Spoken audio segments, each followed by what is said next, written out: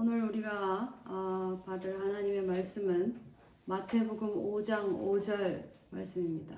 Matthew chapter 5, verse 5.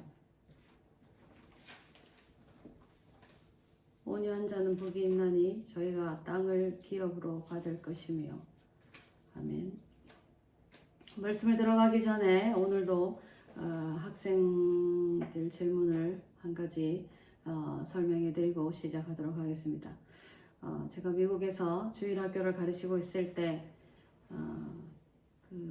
우리 맏아들이 아직 이제 어디 맡길 데도 없고 또 학교 들어가는 그 나이도 아니고, 왜냐하면 이제 만 4세가 되면 킨더가든에 들어가는데 킨더가든도 들어가지 않았을 어렸을 때이기 때문에 제가 데리고 같이 초등반에서 주일학교 성경 공부를 하고 있었습니다. 하고 있는 동안에 갑자기 손을 들고 질문을 하는 거예요. Then where come from evil spirit? 그러면 악이 어디서 나왔어요? 이렇게 질문을 해요. 이제 겨우 만 3살 되는 학생인데, 애기인데 이런 질문을 하는 것이 기특하고, 또 그 이후에도 제가 많은 학생들을 가르칠 때 동일한 비슷한 유의 질문을 많이 받은 적이 있습니다. 하나님은 선하신데 그러면 악은 도대체 어디서 나왔나? 그러면 선하신 분이 악을 창조하셨나? 그러면 악을 창조하신 분은 선하신 분이 아니지 않나? 뭐 이런 내용들을 학생들에게 많이 질문을 들었습니다. 진리는 어린아이들에게도 쉽게 이해하기 쉽게 설명할 수 있는 것이어야 한다고 저는 생각하고, 평생 이 학생들을 가르치면서 어떻게 하면 이렇게 쉽게 하나님의 진리를, 우리 주 예수 그리스도의 복음을 쉽고 간단하게 전할 수 있을까 늘 고민하고 고민했어 왔습니다. 하나님은 만물의 주인이시고 만물을 통치하시는 분은 하나님이십니다. 그 하나님 여호와께서 만물을 만드신 분이시기 때문에 여호와 하나님이 만물의 주인이십니다. 그 만드신 분이 만물에 대한 법칙을 만드셨고, 또 그 법에 대해서 그 법을 잘 지키면 good, 잘했다. 영어로 그렇게 말하죠. good. 뭐 우리가 학생들이 뭘 잘했으면 good job 뭐 이렇게 얘기를 합니다.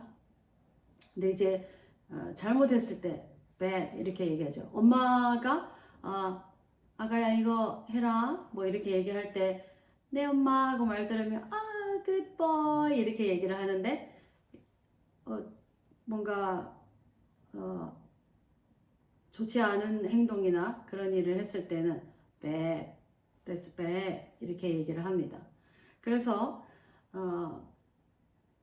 악이 어디서 튀어나온 것이 아니라 하나님께서 우리에게 그 선을 행할 수도 있고 선택을 할 수 있는 자유의지를 주셔서 우리가 하나님의 명령을 받았을 때 그 길로 준행하는 사람도 있고, 지금도 하나님의 말씀을 받는데 이 말씀은 진리다 이렇게 해서 그대로 준행하는 사람이 있는가 하면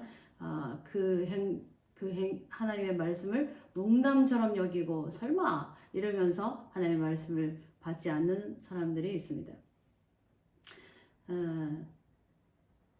우리가 하나님께서 그 악을 만드신 것이 아니라 하나님의 말씀을, 계명을, 법칙을, 규례를 잘 준행하면 그 선하다, 잘했다, 착하고 충성된 종아 이렇게 칭찬을 하실 것이고, 잘못했을 때 이 악하고 게으른 종아 이렇게 이렇게 얘기를 합니다. 그렇게 얘기를 하니까 어떤 학생이 또 이렇게 질문합니다. 그러면 하나님께서 그냥 우리가 선한 행동만 딱 할 수 있도록 셋업을 했으면 좋았을 텐데 왜 이렇게 선을 행할 수도 있고 악을 행할 수도 있고 이런 자유를 주셨어요? 이렇게 얘기를 하는 겁니다. 하나님은 우리에게 사람을 만드실 때 하나님의 형상을 따라 지으셨어요. 그런데 로봇처럼 만들지는 않으셨어요. 그래서 우리가 생각하고 사랑하는 마음으로, 하나님을 사랑하는 마음으로, 하나님을 경외하는 마음으로 우리가 그 말씀을 들을 때 그 말씀을 듣지 않고 하나님을 against 할 때 that's bad 이렇게 얘기를 합니다. 천사장에 타락한 내용을 더 이상 설명하지 않아도 이 부분은 충분히 이해가 됐으리라고 생각합니다. 예, 오늘 여기까지 말씀을 드리고 오늘 읽은 우리가 마태복음 5장 5절에 있는 말씀 온유한 자는 복이 있나니 저희가 땅을 기업으로 받을 것이며 Blessed are the meek for they shall inherit the earth. 온유라는 말의 사전적인 뜻은 착하고 순하고 부드러운 심성이라고 합니다. 한자어로 온유는 따뜻할 온, 부드러울 유를 써서 따뜻하고 부드러운 성품을 가진 사람들을 말을 할 때 이렇게 사용하는 단어인 것 같습니다. 그런데 신약을 기록한 헬라어 원어의 뜻은 헬라어 원어는 프라우스라고 한다고 합니다. 그 프라우스라는 그 원어의 뜻은 길들여진 야생마라는 뜻이라고 합니다. 근데 이 프라우스라는 단어가 신약에 4번밖에 쓰여지지 않았다고 합니다. 우리가 오늘 본문으로 읽은 마태복음 5장 5절과 그 다음에 마태복음 11장 29절 예수님께서 자기 자신을 이야기하실 때 나는 마음이 온유하고 겸손하니 나의 멍에를 메고 내게 배우라 그리하면 너희 마음이 쉼을 얻으리니 여기에서 온유와 겸손 이렇게 얘기를 하시고 또 Matthew 11:27, 29 그리고 마태복음 21장 5절 Matthew 21 verse 5 그 다음에 베드로전서 3장 4절 오직 마음에 숨은 사람을 온유하고 안전한 심령에 썩지 아니할 것으로 하라. 이는 하나님 앞에 값진 것이니라. 이렇게 온유라는 말의 그 단어적인 뜻과 그 성경의 신약 성경에 나타난 부분들을 우리가 읽어보았습니다. 구약 성경 시편 37편에 보시면 1절부터 악인을 두려워하지 말라는 내용이 나오면서 11절에 Psalms chapter 37 verse 11 그러나 온유한 자들은 땅을 차지하며 풍성한 화평으로 즐거워하리로다. But the meek shall inherit the earth and shall delight themselves in the abundance of peace. 그러니까 이 시편에 있는 시편 37절의 11절 말씀을 예수님께서 그 마태복음 5장 5절에 얘기한 것이라고 추측을 하시는 분들도 있습니다. 어쨌든 우리 한국어 번역에는 온유라는 그 단어를 겸손이라고도 번역이 되어 있습니다. 예수님의 모습을 보면 자기의 그 가진 권한이나 어떤 힘, 능력을 사용하지 않고 양보하고 인내하시면서 십자가를 지시기까지 참으셨습니다. 여기서 보시면 이렇게 대략적으로 온유와 겸손은 어떤 것인가 이렇게 얘기할 수 있는데 우리가 겸손을 얘기할 때 우리가 처해져 있는 이 형편이 가난해서 부자 앞에서나 네 하고 이렇게 저자세로 있는 것 아니면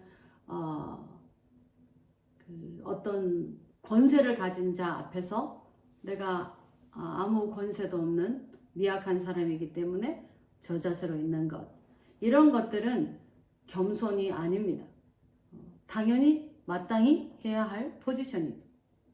그런데 예수님께서는 이 세상 만물을 창조하신 하나님이시고 또 우리를 위해서 이 땅에 내려오신 성육신하신 구세주이시고 하나님의 아들이심에도 불구하고 그의 능력으로 어떤 일을 행하지 않았습니다.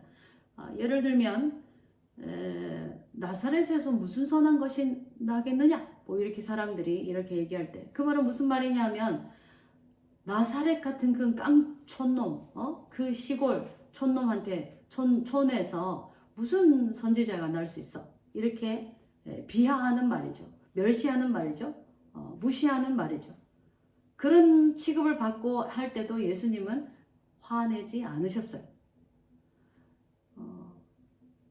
어떤 욕을 받고 무시를 받고 심지어 뭐 침을 뱉음을 당하시고 이러실 때도 십자가 지시는 길에 채찍을 맞고 어떤 일을 당하셔서 화내지 않으셨는데 단 한 가지 하나님 앞에 하나님의 성전을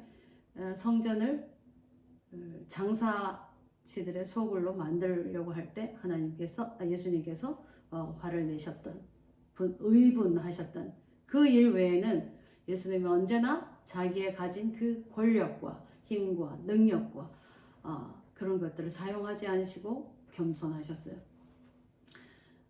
요한과 야고보가 예수님 저들을 그냥 두고 보시겠습니까? 이렇게 얘기할 때 예수님께서 이렇게 말씀하셨죠. 내가 지금이라도 아버지께 하늘에 부르면 천사들이 내려와서 가만두지 않게 할 수 없는 줄 아느냐? 내게 그런 권이 없는 줄 아느냐? 이렇게 얘기하시면서 또 자기 자신에 대해서 비판하거나 모욕감을 주는 그런 행동에 대해서는 절대 하나님의 권능을 사용하지 않으셨어요.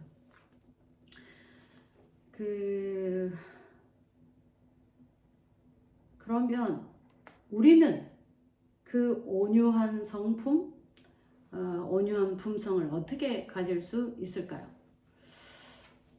요즘 시대에 그 사람은 너무 착해, 그 사람은 너무 부드러워, 그렇게 하면 어떻게 생각합니까? 나약하다, 유약하다, 별 볼 일 없다 이렇게 생각하죠. 그 사람은 되게 능력 있어, 추진력이 있어, 대단한 사람이야 이렇게 얘기를 하면 그래 이렇게 얘기하지만 그냥 온유한 사람이야 라고 했을 때 어떻게 보면 이 세상에서 맞지 않은 사람 같은 목사님들이나 그렇게 참아야 하는 그런 길을 가야 하는 사람 같은 그렇게 생각하는 경우가 많이 있습니다.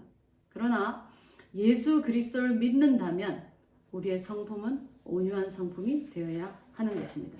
갈라디아서 5장 22절에서 23절을 보시면 Galatians chapter 5 verse 22, 23 오직 성령의 열매는 사랑과 희락과 화평과 오래 참음과 자비와 양성과 충성과 온유와 절제니 이 같은 것을 금지할 법이 없느니라 이렇게 기록되어 있습니다. 성령의 9가지 열매는 성령의 은사, 즉 거저 주시는 선물이 아니에요. 열매라는 것은 성령의 은사는 가르치는 은사, 무슨 은사, 고린도전서에 세부적으로 굉장히 많이 설명되어 있습니다만 여기서 말씀하시는 열매라는 것은 우리가 가꾸어야 할 것들이에요. 우리가 키우고 열매 맺도록 해야 할 우리의 성품들이에요. 그러면 우리는 어떻게 온유라는 성품의 열매를 맺을 수 있겠습니까? 정답부터 말씀드리면 완전한 온유는 성령의 충만, 성령의 도움으로만 가능합니다. 자기를 스스로 훈련시켜서 화를 내지 않는 것, 그런 것들은 좀 어느 정도는 가능합니다. 화도 한 번 안 내기 시작하면 조금씩 줄어들 수 있어요. 하루에 10번 벌컥했던 사람도 한 번 안 내면 그 다음 참을 수 있고 또 참을 수 있고 그래서 1년이 가도 화를 별로 내지 않을 수 있고 이렇게 되지만 정말 온전한 온유의 열매를 맺으려면 근원적으로 성령의 충만이 없으면 그 온유의 열매를 맺을 수 없습니다. 예전에 닥터 데이비드께서 군대 얘기를 한번 하셨는데 그 총의 뒷부분 개머리판이라고 하던데요. 그것으로 아무 이유 없이 뒤에 머리를 찍어서 피가 나도록 하는 그 상사에게 더 큰 힘과 그걸 갖고 있는데도 불구하고 힘과 뭐 체력이나 그런 것을 갖고 있는데도 불구하고 참을 수 있는 것. 그것은 화가 벌컥 나서 할 수 있는데 갑자기 성령님께서 이렇게 자기의 마음을 이렇게 내려 컴다운하게 하시는 그런 평안을 주셨다고 그래요. 그런 상황에서 그 젊은 혈기의 청년들이 이 일을 이렇게 할 수 있는 사람들이 많지 않을 것인데 그것만 봐도 우리가 성령의 충만함으로 자신의 그 온유의 열매를 맺을 수 있습니다. 온유에 반대되는 말의 단어를 조금 생각해 보면 우리가 쉽게 그 개념을 잡을 수 있는데요. 자신의 분노, 화 이런 것들을 생각하면 온유가 어떤 부분이다라는 것을 머릿속으로 좀 더 그 개념을 잡을 수 있을 것 같습니다.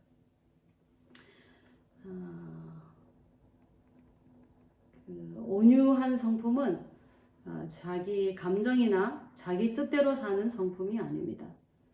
성령이 충만한 사람은 하나님의 뜻에 순종하는 사람입니다.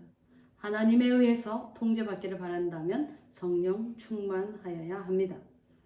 성령님께서 우리에게 형성시켜 주시는 마음이 그 온유한 성품인 것입니다. 그래서 우리가 늘 이제 온유한 마음을 받기를 바라는데 우리가 성경에서 보면 이 민수기 12장 3절 Numbers chapter 12 verse 3 거기 보면 모세는 이 사람 모세는 온유함이 지면의 모든 사람보다 승하더라 이렇게 이야기하고 있습니다. 모세는 처음부터 온유한 사람이 사실 아니었지 않습니까? 왕궁에서 왕자 교육을 받을 때 자기가 불의를 보고 자기 민족 이스라엘 백성을 괴롭히는 그 애굽인을 군사를 쳐 죽이는 살인하기까지 하는 그런 사람이었어요. 온유한 사람이 아니었습니다. 그런데 광야 40년 동안 하나님의 훈련을 받으면서 하나님과 그 낮아짐의 훈련을 받고 하나님과 동거하면서 다시 갔을 때 그 이스라엘 백성들을 출애굽시켜서 나왔을 때 사실 그때만 해도 그 온 민족의 그 정말 강력한 지도자였어요. 영적 지도자고 실질적으로 대단한 지도자였는데 12장에 무슨 일이 있었냐면 모세가 이방 여자랑 결혼했어요. 구스 여자랑.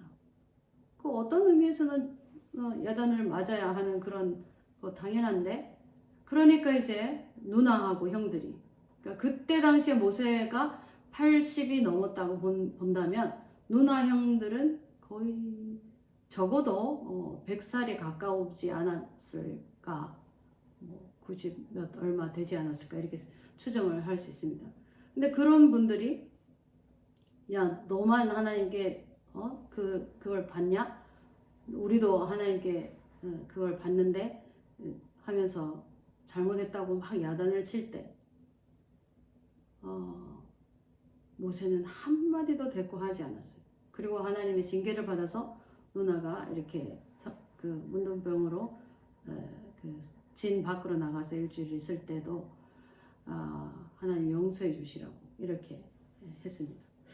모세만 그럴까요? 저는 참 다윗을 되게 대단한 사람이다 생각하는데 다윗이 그 민족의 영적 지도자인 사무엘이 자기 집에 온다고 이새가 아들들을 다 준비시켰습니다. 근데 다윗이 막내잖아요. 우리 식으로 보면 요즘은 막내들을 되게 부모들이 예뻐라 하는데 그때 당시는 어쨌든 막내 보고 너 나가서 양 치고 있으라고. 집안에 나머지 7 형아들은 다 준비시키고 좋은 옷으로 입고 대기하고 있는데 자기가 그 양을 치러 나갈 때 사람인데 마음이 아무렇지도 않았다라고 저는 믿어지지 않습니다. 분명히 서운한 마음이 좀 들었을 수 있는데 성경에 보면 그 어디에도 다윗이 화를 내었더라, 이 일로 인해서 분노하였더라 이런 말이 없어요. 결국은 뭐 하나님께서 다시 불러서 기름 부으셨지만 그런 부분이라든가 또는 요셉도 조셉이 다윗은 자기 친아버지가 자기를 그렇게 정말 말도 안 되는 그런 일을 했지만 여기는 의복 형제들이긴 하지만 그래도 형아들인데 자기는 전쟁터에 그 도시락까지 갖고 가서 형아들 아빠 심부름하는 그런 자리에서 어떻게 자기를 죽이겠다고 구덩이를 파놓고 집어넣을 수가 있는가? 여러분들이라면 자기를 죽이려고 했던 이복 형들을 용서하기가 쉽겠습니까? 그래 결국은 이제 하나님의 은혜로 또 종으로 팔려갔지만 종으로 팔려가서도 어떤 일을 당했는지 여러분이 아실 것이고 그럴 때마다 조셉은 너무너무 화나서 분을 이기지 못하였더라, 분노하였더라 이런 말이 없어요. 참 대단하신 사람들이다 이런 생각이 듭니다. 또 이삭은 어떻습니까? 자기가 봤을 때 이해할 수 없는 아버지의 행동, 하나님이 인신제사 원하시지 않는데 갑자기 자기를 묶어놓고 제사 드리겠다고 하니까 이런 우리가 같으면 이 아버지가 노망이 났나 이렇게 말할 수 있는데 한마디도 말하지 않았어요. 그런 많은 믿음의 선진들이 성경에 온유한 모습을 우리에게 보여주고 있습니다. 하나님의 성령을 우리가 모시고 산다면 마땅히 성령의 열매들을 맺어야 할 것이며 맺힐 것입니다. 온유한 성령의 열매도 마찬가지입니다. 온유할 수 있는 것은 어떻게 그런 일을 할 수 있지? 전적으로 하나님을 신뢰하는 데서 나올 수 있습니다. 여호와를 의지하기 때문에 그렇게 행동할 수 있습니다. 온유할 수 있습니다. 그렇기 때문에 어떻게 보면 여호와를 의지하는 온유한 자가 가장 강한 자인 것입니다. 온유할 수 있는 열쇠는 하나님을 사랑하는 것에 있습니다. 정리해보면 온유의 성령의 열매를 맺을 수 있는 방법은 첫째, 성령의 충만함을 받는 것이고 둘째, 하나님을 전적으로 의지하는 것이고 셋째, 하나님을 사랑하는 마음에서 가능하다라는 것입니다. 그러면 온유한 자가 받을 복, 땅을 기업으로 받는다는 건 무엇입니까? 시편 37편 9절입니다. Psalms chapter 37 verse 9. 여호와를 소망하는 자들은, 기대하는 자들은 땅을 차지하리로다. But those who wait on the Lord, they shall inherit the earth. 이렇게 말씀하고 있습니다. 여기서 이제 많은 분들이 뭐 땅을 무엇을 의미하나 이렇게 얘기하는데 땅이죠. 이 땅에 땅을 많이 차지한다. 우리나라 사람 같으면 어떻게든 땅을 많이 받으면 좋겠죠. 예전에 이스라엘 백성들도 가나안의 땅에 건너갔을 때 땅을 분배받았고 그 당시에도 이 말씀을 예수님께서 하실 그 당시에도 이스라엘 백성들은 로마 식민지 시대였으니까 이스라엘이 회복되는 이스라엘의 땅이 있었으면 좋겠다.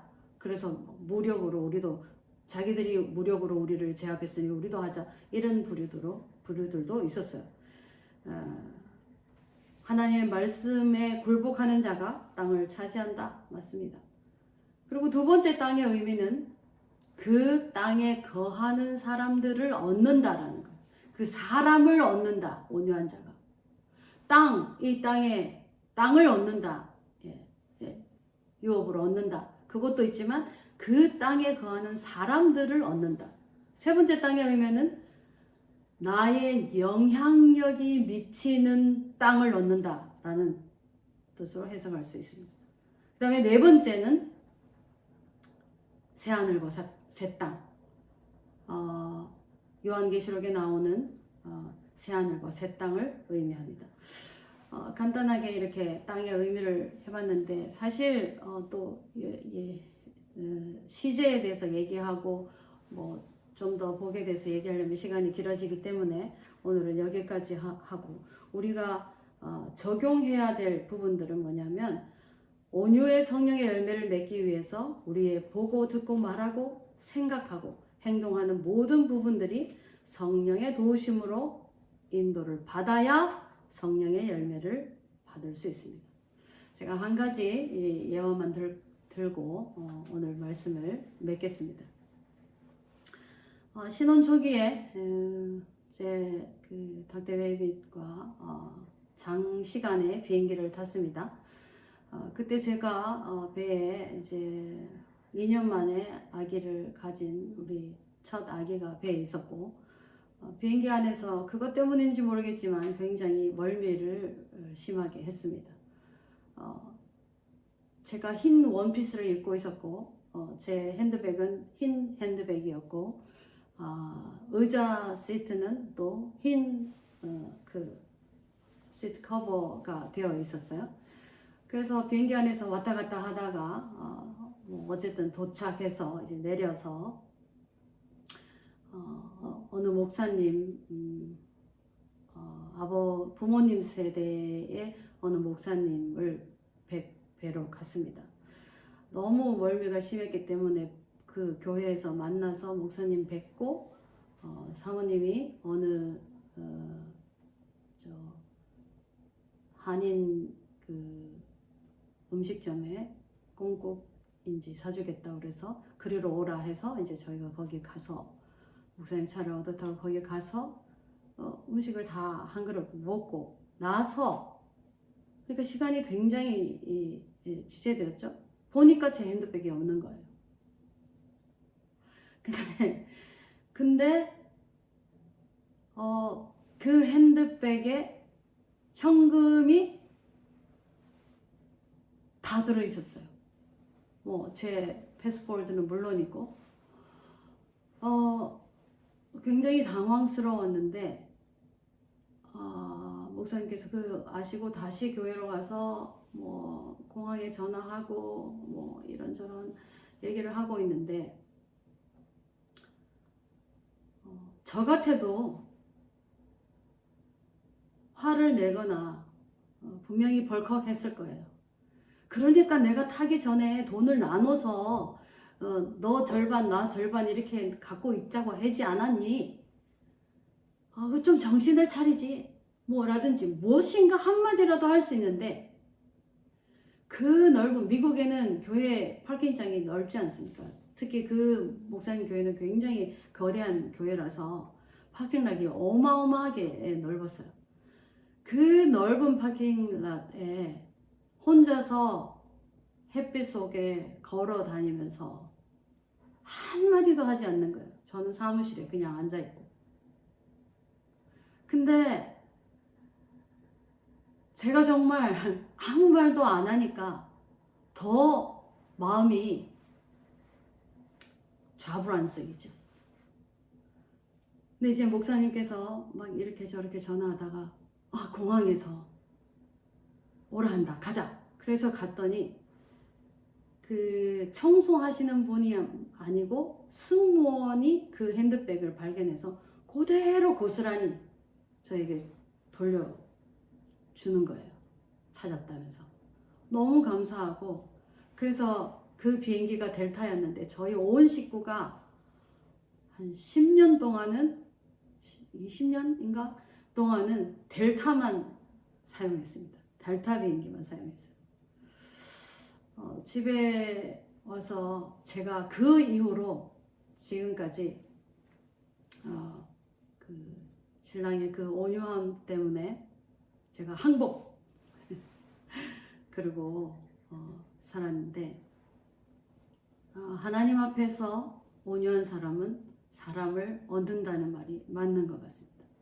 우리 모두가 하나님 앞에서 그 온유의 열매를 맺고 또 거기에 성령의 도우심을 인도함을 받기를 바랍니다. 자신의 감정이나 독한 언어나 물질적인 욕심이 성령에 의해서 주장되고 있는가 자신을 살피고 회개하십시다. 예수 그리스도의 피값으로 사신받은 우리 모두가 온유의 풍성한 열매를 맺게 되기를 축복합니다. 찬송가 210장 1절만 부르시고 기도하겠습니다. Hymn number 421.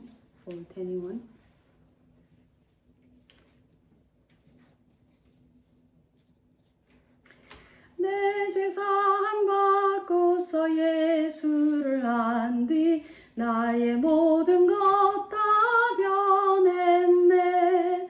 지금 나의 가는 길 천국길이요 주의 피로 내 죄를 씻었네. 나의 모든 것 변하고 그 피로 구속받았네. 하나님은 나의 구원 되시오니 내게 정죄함 없겠네. 3절 내게 성령 임하고 그 크신 사랑 나의 맘에 가득 채우며 지금 내가 주 앞에 온전케 됨은 주의 공로를 의지함이